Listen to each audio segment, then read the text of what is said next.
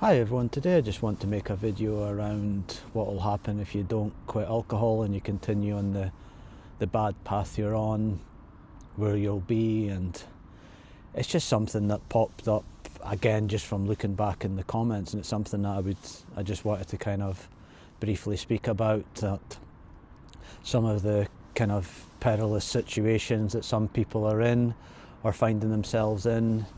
I think it's just a stark reminder of where continuing to drink alcohol will go. And it might just be binge drinking at the moment, it might just be a couple of nights a week, but again, referring back to the comments, maybe situations change, like you lose your job or you lose the loved one and everything changes, and before you know it, you're in this horrendous cycle where you're just boozing all the time and you can't get out of it. And I kind of feel a bit grateful myself, to be honest, that I was just quote unquote a kind of British binge drinker, I guess, quintessential British binge drinker, I like to call it, out at the weekends, etc. But it could have easily, and thankfully it didn't, turned into worse, because it just doesn't discriminate, alcohol. It can happen to anyone regardless of your situation. And I sometimes sit down and I try not to reflect on the negatives, but sometimes it pops up.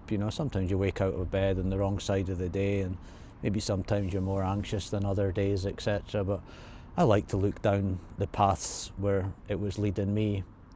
It was, a typical British binge drinker, I think, that started when I was 16, 17, and then as soon as Friday came, it was just, let's get hammered, and that was pretty much it. Even going back to my student days, it was, Monday, Tuesday, Wednesday, Thursdays, you'd normally be out 2, 3, 4 of those nights, and that's going back to the kind of 30p, 50p a drink, which was absolutely wild. But even when I got older and graduated and got a job, it was just the thing that you did, and that was just binge Britain, I guess, where you went out Friday, you woke up Saturday, and I was never thankfully someone that would wake up and need a drink, etc. But you get out of bed, do your thing, have some lunch, meet a few friends, whatever, go to the bookies or go to a match or whatever you want to do, and then you just cracked one open again without even a thought. And even looking back, I don't think there was any real mental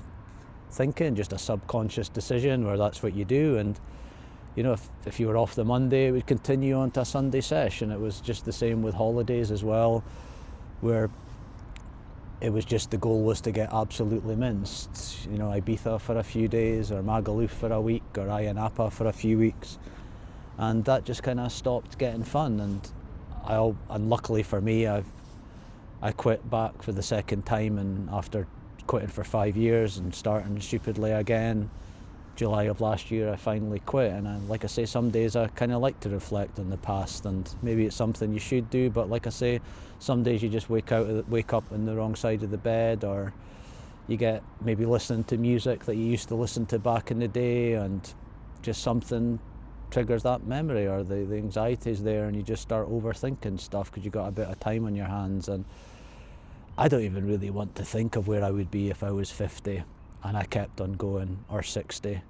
Like I say, you see all these health issues with people, and it's just, I think, inevitable.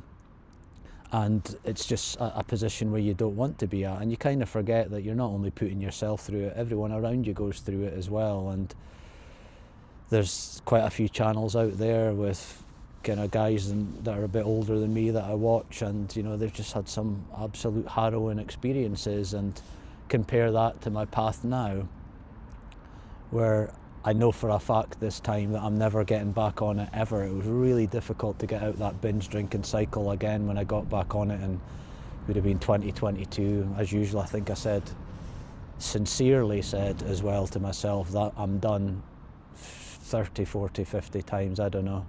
And thankfully in July this year, after a absolutely horrendous hangover, I quit. And I think the path now is just brings joy to me, not only just knowing that I'm waking up every day and getting stuff done, and I've got stamina and energy. Once the brain fog lifted with me, and sure it's like many other people, your brain just starts thinking strategically. You're not thinking about how you'll get through today or how you'll get through tomorrow or counting down the days until the weekend. You're thinking about a year ahead, 5 years ahead, and you've got money now. You can buy stuff, you can do things, you can go on holidays. And I was away for a week over Christmas and New Year, and I'm away again this weekend for 4 days. And it's just something that wouldn't have happened in the past because I would have just blown money on crap. And it's not only the booze, it's the Ubers and the taxis and the takeaways that go behind it. And just thinking about the two paths is just what a stupid decision it would be to choose the other path. And was what I beat myself most up about when I quit. When I started drinking the second time after being off it for 5 years.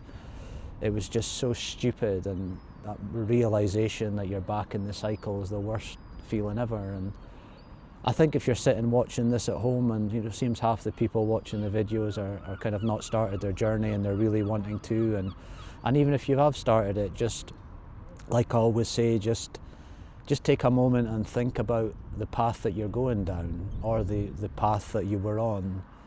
Just think about those crappy mornings and the horrible hangovers and the arguments you had and the stupid text messages you had and just all these issues, and then just think about the sober path and where you'll be in 5 years and 10 years.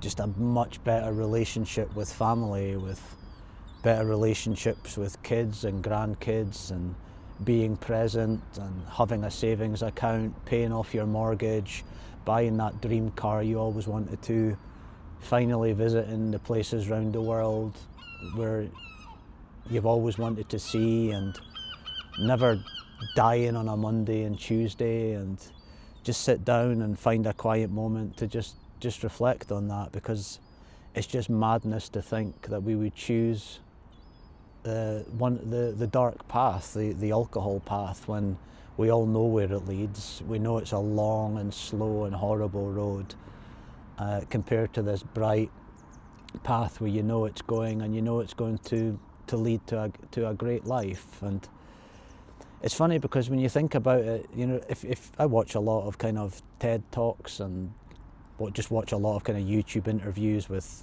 kind of successful people, etc. And I'm not really into the big kind of influencer thing and motivation thing, but I like listening to kind of successful people and how they succeeded and the challenges they had. And you'll never find one TED Talk or one motivational speaker ever that will talk about them choosing the dark alcohol path and it led them to success. Nobody ever in the history of the world, I don't think, will ever go online, record a video and say, well, life was awful, and the moment I decided to pick up a drink or drink anymore, drink even more, everything turned out for the better. Now I'm a millionaire, now life's great, I couldn't believe it. No one will ever say that. And you don't need to wait for a rock bottom.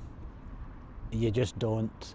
Because the rock bottom can mean that you're never getting out of it. It can be right rock bottom where there's no chance that you'll get up out of it. So I think the best, that saying, the best time to quit was X amount of days ago or years ago, but the second best time's now.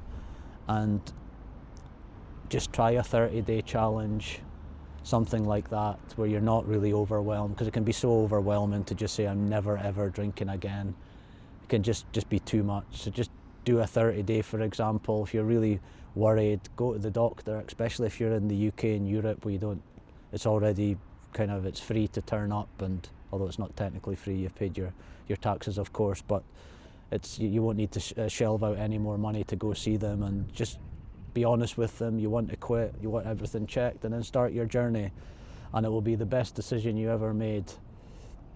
So just choose that right path today, take time to think about it, and don't mumble it under your breath, I'll be fine, or don't make it today's whim, well yeah, no, I'll be fine, I'll sort it out later. Really, really think about it, really sit down in a quiet place and envision both those paths and decide where you want to be in 5, 10 years time. and I'm sure 100% of people will choose the right path, the sobriety path, the alcohol-free path. Anyway, thanks for watching. Take care, and I'll see you in the next one. Bye.